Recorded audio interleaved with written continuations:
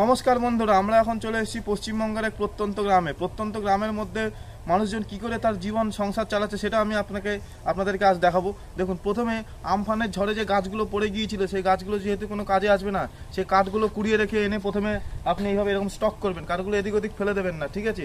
একদম। তারপরে সেই কাঠের যে ছোটো ছোটো অংশগুলো এইভাবে স্টক করবেন। এবারে কাঠগুলো কোন কাজে লাগাবে সেগুলো আপনাদেরকে দেখাবো। তাড়াতাড়ি চলে আসে, ক্যামেরাম্যান তাড়াতাড়ি চলে আসে।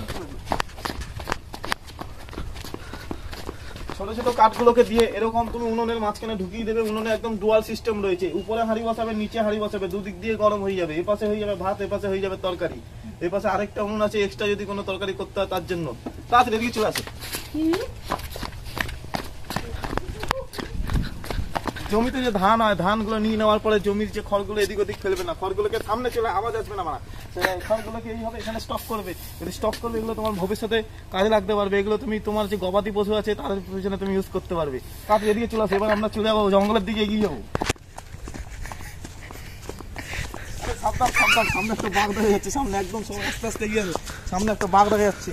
তবুও আমি যেহেতু খুবই সাহসী, আমি সামনে গিয়ে দেখবো ওটা আসলে কি আছে। বাঘ না ভাবলে কিন্তু তোমরা কেউ ভয় পাবে না। তাড়াতাড়ি এদিক দিয়ে চলে আসো, তাড়াতাড়ি।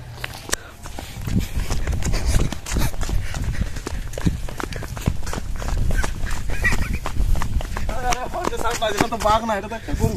আচ্ছা, এনার সাথে ইন্টারভিউতে জিজ্ঞেস করিনি এখন কেমন আছে, এটা কি করেছে? এ বাবা, ঠিক।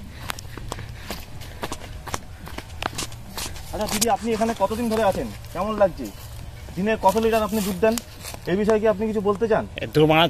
হ্যাঁ, শীতকালে আপনার রোদের মধ্যে বসে থাকতে ভালো লাগছে? কোনো রকম অসুবিধা হলে আমাদেরকে জানাবেন কিন্তু। হ্যাঁ, কোনো রকম অসুবিধা হলে বলবেন, ঠিক আছে? ঠিক আছে। আরে এখানে রয়েছে। আরে আরে আরে, পালিয়ে গেল।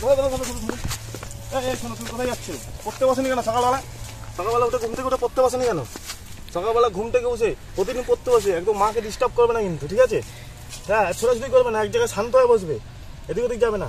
চলুন চলুন, এগিয়ে চলে আসতে। কি সুন্দর ব্যবহার দেখুন।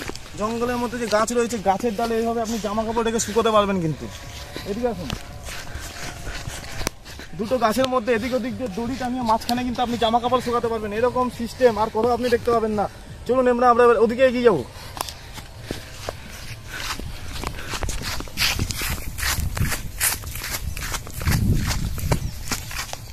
বর্তমান যুগে আমাদের শহরের ছেলেমেয়েরা এখন সর্ষে ক্ষেত দেখলেই ঝাঁপিয়ে পড়ছে ফটো তুলতে। খুব খোঁজ করার পরে আমরা এখন সর্ষে ক্ষেতে চলে এসেছি। এখন আমরা দেখবো সর্ষে ক্ষেতের মধ্যে ছোট ছবি তুললে কেমন লাগে। তাতে কি যার ক্ষেত সে দেখলেই কেলাবে কিন্তু, সেটা মানে। এগুলো যে কি গাছ ক্যামেরাম্যান, এগুলো কি গাছ তুমি জানো? আমি কিন্তু জানি না কি গাছ, জানি না। সামনে কি শুনে বৃষ্টি তো, ও মা গো, হাঁপিয়ে গেলাম। বৃষ্টিতে দেখো সর্ষে ক্ষেত, এদিকে করে দেখিয়ে দাও। সর্ষে ক্ষেতের মধ্যে ঢুকে বয়ফ্রেন্ড গার্লফ্রেন্ডরা এরকম করে ধরি, এরকম করে দাঁড়িয়ে দাঁড়িয়ে সব ছবি তুলছে। এরকম করে দাঁড়িয়ে খেতে ঢুকে গিয়ে এরকম করে দাঁড়িয়ে, এরকম করে দাঁড়িয়ে, এরকম ফুল দিয়ে এরকম করে শুকে শুকে বন্ধ হচ্ছে। কিন্তু সাবধান, সর্ষে ক্ষেতের মধ্যে কিন্তু সাপ থাকতে পারে। এবার পালা পালা পালা, তাড়াতাড়ি ক্ষেত থেকে পালিয়ে যাই। কেমন দেখুন, এবার আমরা ওদিকটা গিয়ে দেখবো কি আছে।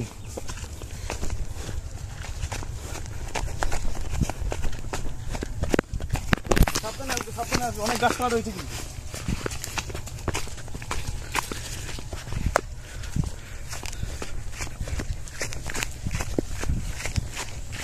আমরা আস্তে আস্তে ওদিকটা এগিয়ে যাবো।